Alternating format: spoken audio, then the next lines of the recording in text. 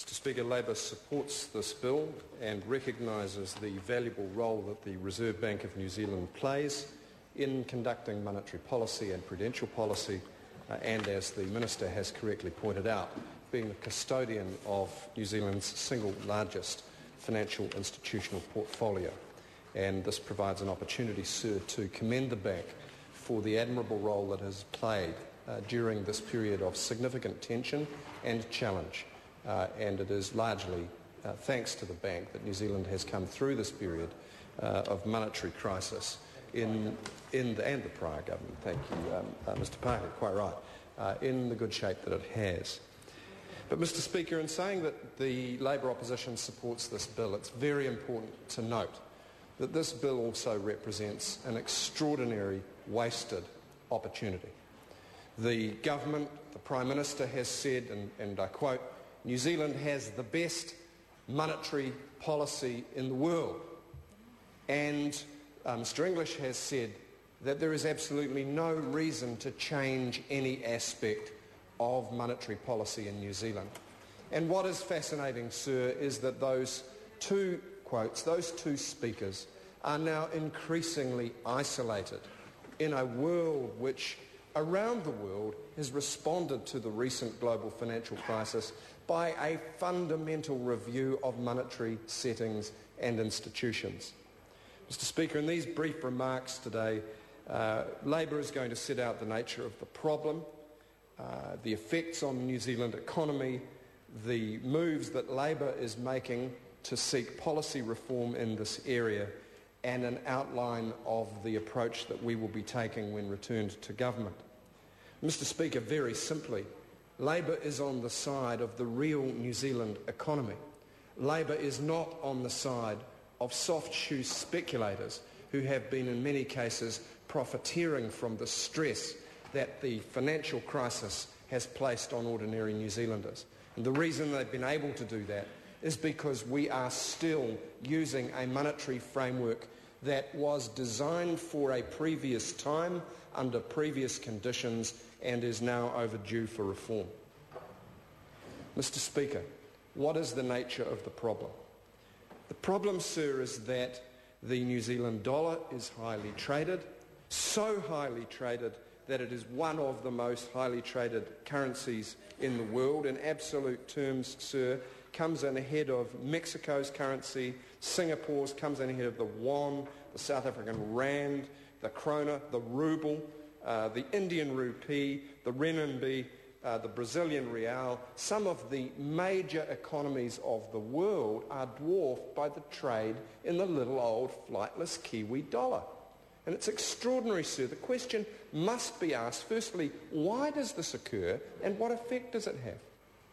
What traders have been telling us is that one of the reasons that New Zealand dollar is so extremely highly traded is because it is such a clean float, that there is almost no intervention and very seldom in the operation of the foreign exchange markets. We have a very clear and hands-off policy framework, and sir, that reduces some of the business and financial risk for the speculation industry, and that's inappropriate, sir, in light of the effects. One of the effects is that we have made worse the volatility of our exchange rate. We would be the first to admit that the volatility is driven by a range of factors, some of which are beyond our control. Some of them are the risk preferences of foreign institutional investors, but some of them can be attenuated, sir, if we had a regime that provided stricter oversight on speculation. And of course we have an average level of our exchange rate that has partly been fed by the financial inflows. The effect has been to inhibit exports, to undermine New Zealand's real economy, to benefit the banking sector, sir, and to contribute to the real estate bubble that has been extreme in New Zealand, to everybody's detriment. We have had a single tool, single policy approach, single goal approach, which is now increasingly looking archaic in an international context. So the second problem is that the world has changed, but New Zealand's government has not caught up. Even the Reserve Bank has acknowledged this in recent bulletin articles and in statements by the Governor, sir.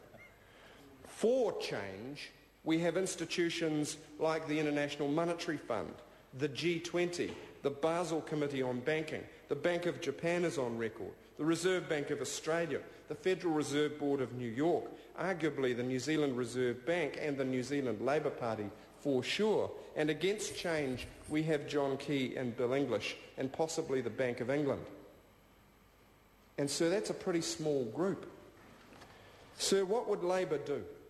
Labour has been working on this problem since last year, where we announced that we believed reform was essential.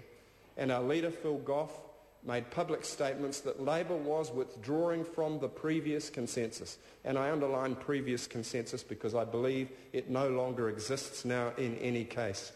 We set up a thoroughgoing research process that has been led by my colleague, the Honourable David Parker, and in speeches in recent weeks by David Parker and our leader, the Honourable Phil Goff, Labour has set out its new approach.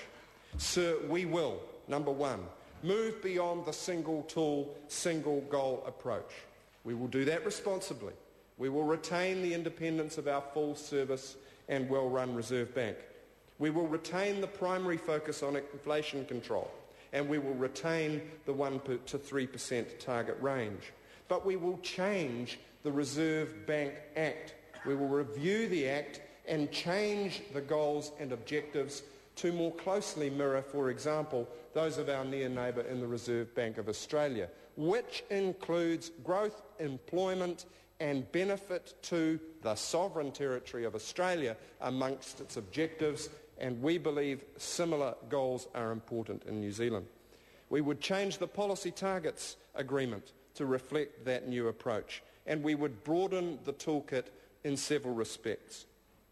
Sir, the Reserve Bank of New Zealand has itself elaborated important change in the area of macro-prudential policy and has, in our view, rightly advocated that this should be used in a counter-cyclical manner to assist the official cash rate to stabilise monetary conditions. Sir, we agree. Sir, we believe that it would be proper for this Parliament to agree through an amendment to the Reserve Bank Act that specifically provided for an important counter-cyclical role for macro-prudential policy, such as the core assets ratio, because at present it can only be used, arguably with a little bit of sleight of hand, by saying that it's only a secondary effect of direct prudential policy. And so we think that a more transparent approach would be appropriate in the new international environment. So we are giving active consideration to the imposition of a tax wedge on international borrowing as recommended by the Reserve Bank to a previous review. So we have excluded the imposition of variable rate goods and services tax. We have excluded any consideration of a mortgage interest levy. We have excluded widening the inflation target range. We would encourage, sir, a more active role by the Reserve Bank Act in the operation of the international New Zealand dollar currency market. We have excluded pegging or banding the New Zealand dollar in a strict sense. But we believe, sir, that the New Zealand Reserve Bank is amongst a very small number of institutions who take such a hands-off approach that it reduces the business risk to speculators and makes volatility of the New Zealand dollar worse by attracting more speculators to our currency. We would note, sir, that on the few occasions that the bank has employed its intervention and stabilisation fund according to the current policy targets agreement, it's made a handsome multi-$100 million profit which it has returned to the taxpayer in the form of a dividend.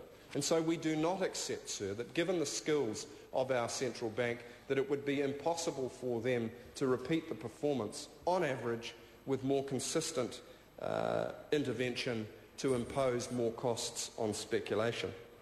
So we will be following the further evolution of the G20 commitments and the G20 reform process, and we will be looking to support, as the Minister has indicated, the prudential role of the bank in insurance and the non-bank financial sector.